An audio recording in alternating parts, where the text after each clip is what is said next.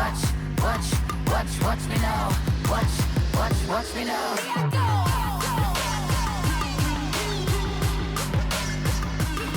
Alright.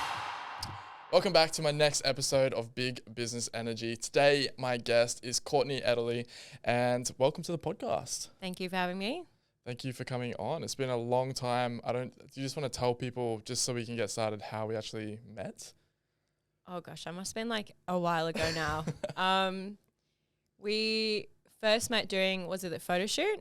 Yeah. But how did that come about? The photo shoot? I can't even remember. Yeah, it was on it must have been on Instagram. I think so. Small world. It felt like so long ago. That's why I can't even remember. Yeah. But for people who haven't seen your content, I like to always start off with, how do you introduce yourself in an Uber? So let's say you're going to the airport, you hopped in an Uber, and the Uber driver's like, hey, what do you do? What do you say? I would say, hey, my name is Courtney, and I'm a martial arts enthusiast, specializing in Taekwondo. Enthusiast? I think you're a little more qualified than an enthusiast. Yeah. I can literally kill you in several different ways, but I'm just an enthusiast.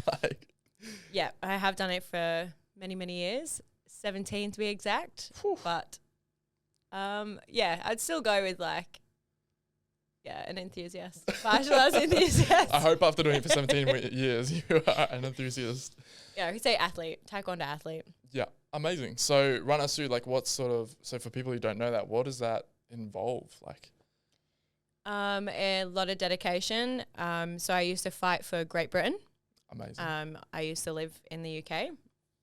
She's just an enthusiast. Yeah. But yes, a lot of dedication, a lot of commitment and sacrifice goes into it. I was training 5 days a week, 4 hours a day, and, flying and competing a lot. It was a lot. Yeah. So you started that at a young age. Was that something your parents got you into, or what started the whole journey of Taekwondo? Yeah, so when we first moved to the UK, we didn't know many people. So originally I was born in South Africa, and we moved over to the UK and we knew one family. We moved in with that family. We said we'd live there for 6 months. It turned out to be a year and a half. Yeah. And yes, one of those family members actually had a Taekwondo club that was opening up, and they were like, hey, let's get your kids in, see if they enjoy it. And that was roughly when I was 8 years old. And I literally fell in love with punching and kicking. Yeah. Yeah. Sounds horrible to say, but kicking people. And yeah, I've done it ever fun. since. Yeah. Oh, amazing. And so obviously there's multiple disciplines. What attracted you to Taekwondo and to get into that? Obviously you've branched out a lot more since then, but. Yeah. I think the club itself were very traditional. So it was more the ITF Taekwondo style. But when I got to a certain age, my dad saw potential and moved me across to the Olympic style of martial arts. Yeah. And I think it's just that consistency of just using my legs, that Taekwondo is just the path for me. So throwing a punch was very awkward after kicking for so long. So I think, we just stuck with that. And then we moved from one, discipline of Taekwondo to the other within the same sport. Yeah. So there are multiple different disciplines within, I didn't know that. Yeah. Wow. So you have ITF, you've got WTF, and WTF doesn't stand for what you think it might stand for. But that's the Olympic style of Taekwondo. So what you would watch on the Olympics is what I now specialize in. Yeah. Awesome. And is that because it's generally more intense, or is there a difference? If I'm being honest, I think my dad has a goal of me going to the Olympics. Yeah, okay. Always did when I was younger. So he he pushed me. My dad was my biggest rock when I was competing professionally. And he pushed me into it because I think he saw the potential I had. And that was the Olympic style, You can go quite far in the other style in ITF, but obviously that Olympics is a goal people would. The top one. Yeah. No, amazing. Chase. And so since then, you competed in Great Britain. So how old were you when you came to Australia then? When I was in Australia, I think I was 21, Yeah, wow. I believe. And you came here all by yourself? Yeah, all by myself. about 4 months before COVID hit. Wow. And I remember having my 22nd birthday in New Farm Park with a sparkler because Woo. we weren't allowed to like go out, and all the like everywhere was closed. Yeah, And it was like that was your 30 minutes of outdoor, whatever it was. Yeah. You were only allowed to be with like that one person that you lived with at the time. And I was like, Yes. hey, happy birthday. To me. yeah, it was really, really sad. But Well, thank you for sharing your sad moment there with us all. That's good. And so since and then so you came to Australia, and did you start training Taekwondo when you were here again, or what was the go there? Yes. So I actually did some research before coming to Australia with the area that I moved to. And there was a club called One Taekwondo. And I actually coached there for a long time and trained there myself, which was really, really fun. But I think I was still recovering from a few things from, previous Taekwondo, and being at that level that I took a step back just to enjoy it rather than put any pressure on. I would turn up to training and have fun, not like, right, you're here to do a job. Yeah. Because there's a big difference. 100%. You're competing for the enjoyment of it, not because of the competitive fact of it. Yeah, awesome. And so from there, obviously that brings in a lot of health and fitness aspects and things like that, which obviously I assume got you like into the gym and keeping fit and flexible and all those sort of things. Just touch on, like, a lot of people don't know what's involved with being, I guess, an athlete and being, so just run us through some of the things that are involved. Where do I start? So Taekwondo is obviously very much heavily like it's a contact sport. You throw in all these kicks, but also behind the scenes you have things like diet, nutrition, like the psych side of things as well, like S&C, so strength and conditioning. So my day would probably look like it could be like a 6 a.m. wake up. You'd have 2 hours training on the mats, which would be like conditioning. It could be sparring situations. You would rest after those 2 hours. If you could take a nap, you'd take a nap. Then you'd go straight into the S&C gym where you'd have your own strength and conditioning coach, and he would run you through your exercises. And again, that would be like an hour to 2 hours training. And then on top of that as well, like you can't just eat what you want. We all have cravings, but it was a very strict, you knew you had a competition in a couple of weeks' time. So you had to make sure you were giving your body what it needs, but also, you had a job to make a weight at the end of the day. So that was pretty difficult. Have you seen the Conor McGregor documentary on Netflix?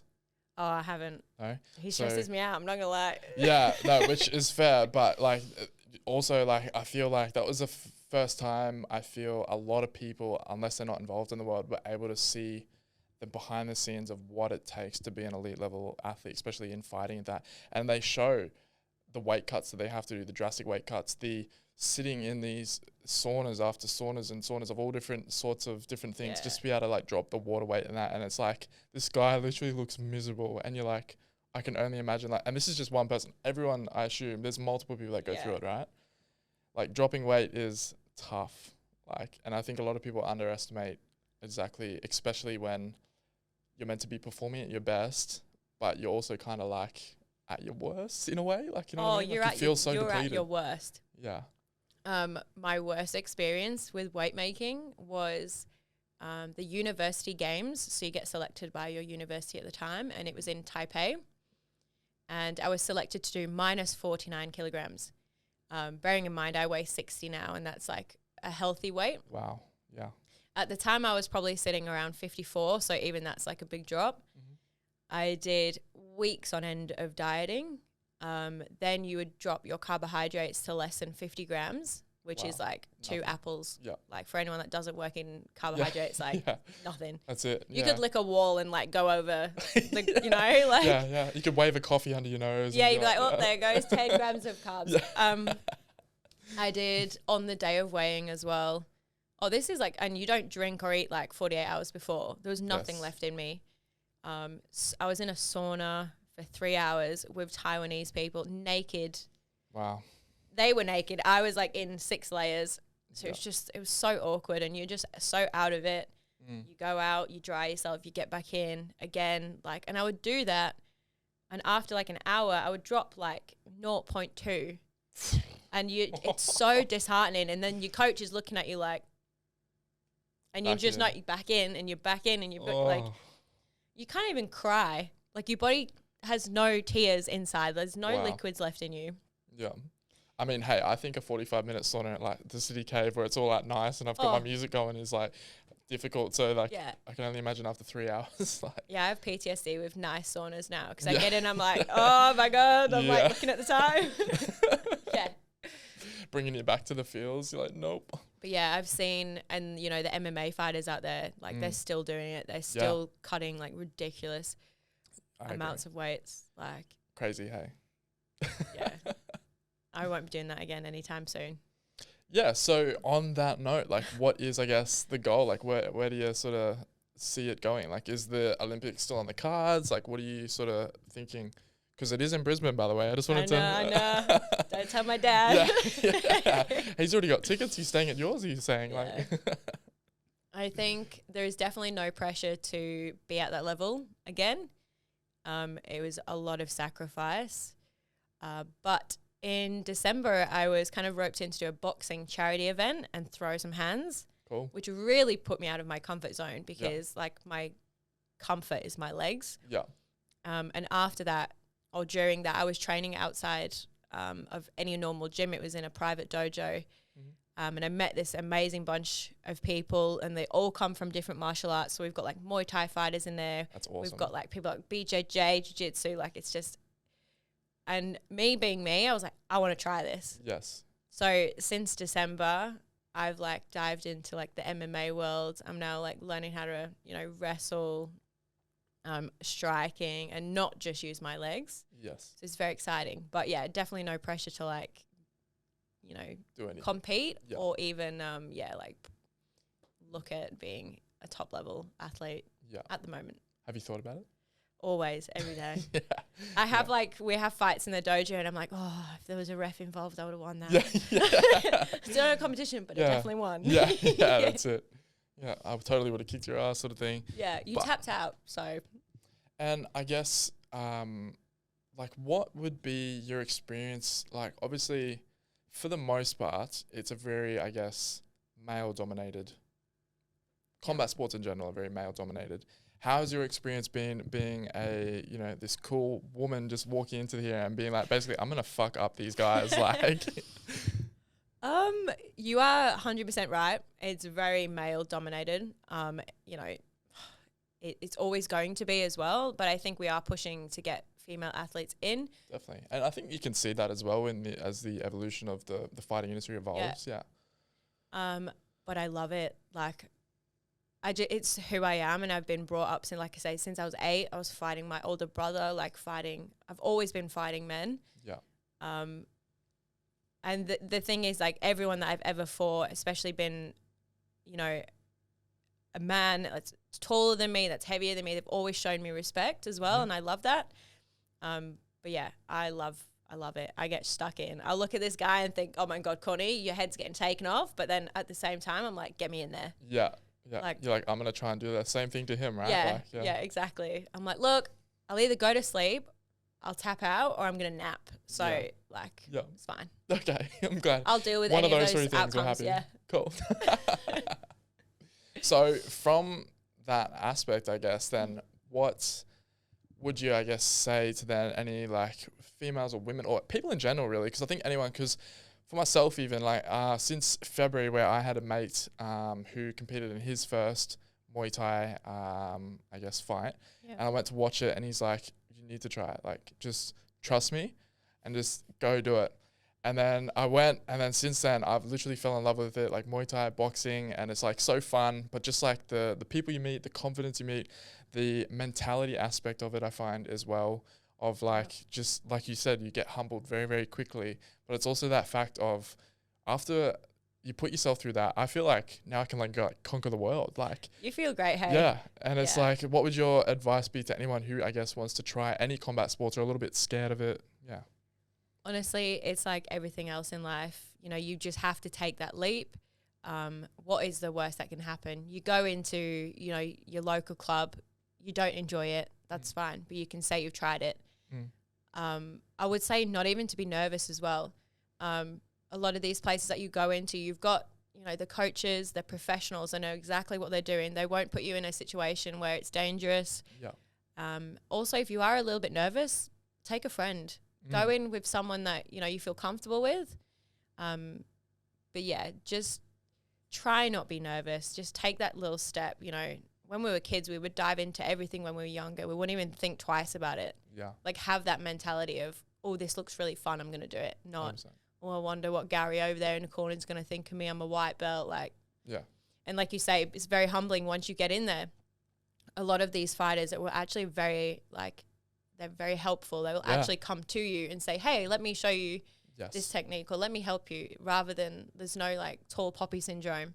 Yeah. Fight, unless you've got that one guy that's, think he's got big balls and the ego gets involved. You'll always have those. But everyone else is generally really nice and will want to help you. I agree. And watch you grow. I was just saying, I still remember, so for the, I guess, club I was at, they're like, you need to do like a minimum requirement before you're allowed to do like any like sparring. Yeah. And that, so like go do the minimum, and it was my first sparring session. I rocked up, and admittingly I was nervous because I'm like, fuck, I'm gonna get hit in the head, like all these sorts of things and that. And then you sort of rock up there and you get sparring with people, and you're like, it's a good mix of people as well, like people who have fought professionally, people who are just learning as well. And like you get hit in the head a couple of times, but once you realize that you're not gonna get like hurt, and it's just like, everyone wants you to do well, and the whole atmosphere of it is just, it's great. It's awesome. Yeah, you're not gonna die. Exactly. You know what I mean? Like, you get punched, you'll go, oh, that was a good one. Yeah, exactly. That's then what you continue. Exactly. Let's keep going. You dish one back. Yeah, that's it. But no, it's honestly been great. So I guess, do you have any advice for anyone who's looking to get into it or anything like that, I guess? Definitely do your research. It is difficult, but trying to find that club that really suits you and your style. You might even not know your style yet, which makes it harder. But yeah, advice would be definitely do research into like local clubs in the area and ask around. So for example, even like asking me or someone that that might have already done that background research for you, they might be able to actually say and point you in the direction of like a really good club in the area, or like they'll recommend a coach, for example. Yes. That would be my biggest advice. And then just go for it, just turn up, see if they've got a free trial or free class. Yeah. Borrow some gear. Like, you don't need to go out all flashy and buy all this equipment. None of that. Yeah. Just turn up and just have fun. That's amazing. Yeah. And so I have to bring this up because I'm a huge fan, but I have seen you've trained with the Alex Volkanovski. Oh God. I've watched all the fights this year, and he's got the one coming up in July, obviously. So run us through, like, how was that whole experience of going over to Thailand, being able to train over there? I could talk about Thailand and specifically Bangtao Muay Thai MMA. Yeah. That is where Alex trains out of. Does he own it? No? No. Oh, right. But so Bangtao Muay Thai MMA is obviously in Bangtao, Phuket, Thailand. Yeah. And honestly, the coaches and the athletes there is like a whole new ball game. It is amazing. Like the atmosphere is, I've never experienced it before. Hence why I keep going back like every year. Yeah.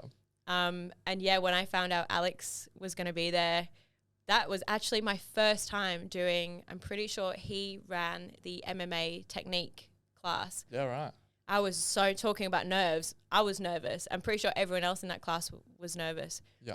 But it was an opportunity of a lifetime to be taught by one of the greatest fighters. Literally, yeah. 100%. And I'm so jealous. And I jumped into that, and I think I'd hardly ever worn my shin pads at that point, and I was like, oh, just act cool. Like, you're gonna learn so much in this, and it was amazing. He taught the class, and you learned so much from him. He's incredible. Yeah. So humble as well. Yeah, I definitely get that vibe. Yeah. He's so down to earth. He's so chill. And then obviously the coaches at Bangtao as well. They're incredible. I could talk about them all day. No, it's good. Yeah, honestly, it seems amazing, and just like the way it's all run and everything, it looks really, really cool. Yeah. And I guess, so from that, just so people understand, can you just explain the difference between like BJJ and MMA, just so people understand? Because there is obviously a bit of a difference.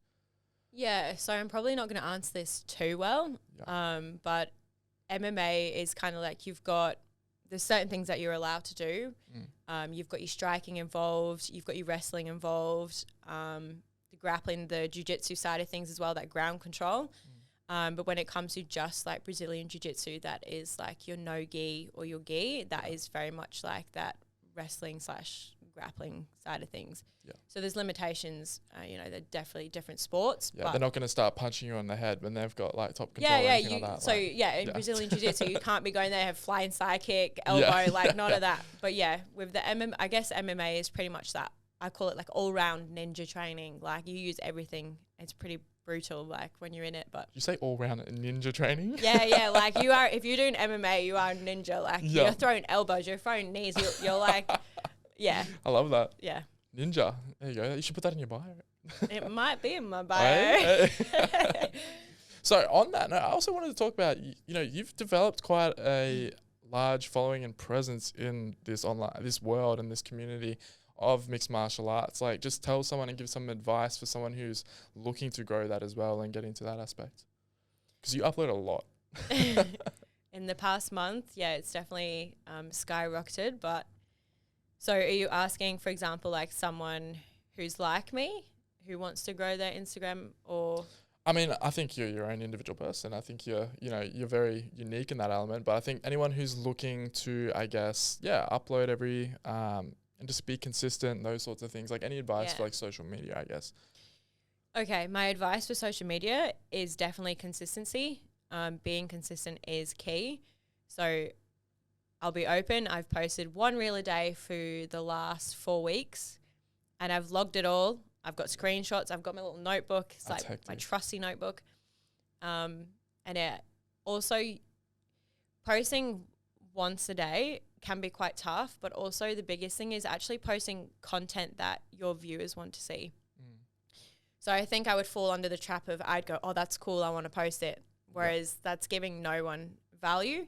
Yes. I'm not teaching anything. I'm not teaching anyone anything new.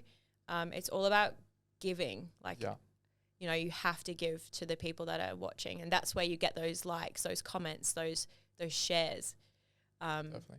And my third tip would be, obviously, to pump out that content. You need content. Yeah. Be strategic with it. Don't record like an hour every day. Block out like one day. Go and film all your content.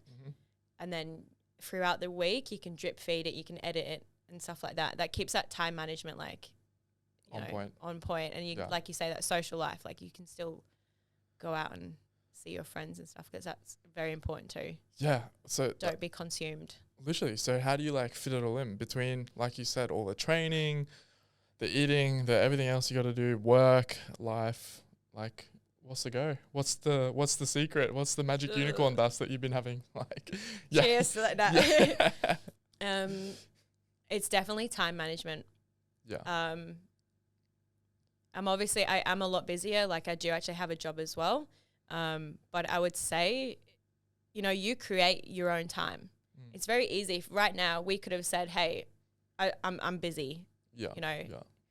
Or you want to watch that. I posted this actually a couple of days ago. You want to watch that episode on Netflix. That's like 45 minutes. 45 minutes, I can get like 3 reels done. Yeah, literally. Or I can record 3 reels and then you've got time to edit whilst watching that Netflix. It's all about using your time. Yeah. Or I took my car in for a wash. You could sit there and scroll on Instagram or, do whatever you want. Yeah. I used that half an hour to an hour and did my admin. Like it's just utilizing the time that you have. And then when it does come down to that like relaxation time, you go, I've earned it. Not earned it, but like you can relax and you can give yourself you time. Yes. Go take your time out, Yeah. You've hustled the rest of the day. Yeah. Now it's time to actually, take a breath. Yeah. Because it's very easy to be lazy. Yes. But it's also very easy to be very on top of things. Yes. I was literally about to say that as well. Like, I feel like you get so deep down there and you're so engrossed in it. And you're like, just like, there's some times where I'll be like editing a video and then the next time I look at the clock and I'm like, where's the time gone? Yeah, and it's dark outside and the lights are off and you think, when literally, did that happen? Oh, yeah. Like, I haven't had dinner yet. Like, what's going on? Like, meal prep. Yes. Meal prep. Yes. If you're a person and you say you've got no time, meal prep, buy yourself a slow cooker. I'm telling you, it's saved me so much time. Like today, you get home, you scoff, and you're out. Yeah. Like, but you're not eating rubbish food. It's true. Yeah, it's good quality food. It's gonna fuel the rest of your day, right? Yeah, 100%. So I guess, is there anything else that you want to leave the audience with that you would like to pass on? Like any other tips or anything? I think some of the advice and the tips I've given already, definitely take those into consideration. But if you're out there and you're watching this, if you're struggling, like actually just message myself, or, like, I'm here to help. If someone's nervous, or they're not sure if Taekwondo's for them, or if they don't understand the difference between different disciplines, like just message someone, 100%. reach out. Don't be afraid. Like, there's never a dumb question. What's the saying? Like, Yeah. I'm pretty sure. I do know what you're saying. Yeah. I've just forgotten it as well. Yeah, yeah. So like, a dumb There's no question is a such question not asked. That's it. You know what I mean? Like, if you have a question, like, ask someone. Yeah. Doesn't matter what answer you get back, you now know the answer. I think more importantly as well is like even just checking out your social profile. You have so much like useful content on there that people will be able to like go back through and like use as like you said, a tool to be able to, see all the different, learning material you have from, what have you got on there? You've got like stretches and tutorials and all sorts of things. So anyone is looking to get into that fight world, or just take, strength and conditioning, or anything like that, health and fitness in general, more serious. If you head over to you've got lots of helpful things on that. So I think people will find a lot of value out of it. Yeah, thank you. But more importantly, where can then people find you on socials? On Instagram, TikTok, it's Courtney.Eardley with 3 Ys, TKD. And then also I will be just launching like a new Facebook profile. So hopefully there'll be tips, tricks on there, exercises to help with certain things, stretching. And that's not only for fighters as well. That's like the general population. Like, we don't stretch. We need to stretch. Yes. But ideally, I would love to have all of the content that, is provided to allow someone to feel more comfortable to take the next steps and go join that club, 100%. Yeah. Agreed. So yeah, anything else you want to leave? No, I don't think so. No? You sure? Thank you for having me. No, of been a course. pleasure. Thanks for coming on. Yeah. It's been so long. I can honestly not even remember the last time that we've caught up, that I've seen you. It has to have been not this summer, last summer. I think so. Yeah, that's Hectic, way eh? too long ago. Hectic. But anyway, no, thank you so much for coming on. I appreciate it. I hope someone got value out of that. I'm sure they did. And yeah, hopefully you're going to have a lot more people potentially checking out the fighting world. Should be pretty cool. Yeah. If you want to be a ninja too, join the crew. That's it. That actually right. Yeah, it did. And on that note, I think it is time to end this podcast. But yeah, thank you very much for coming on. Thank you. Cheers. Bye. Watch me now. Watch me now.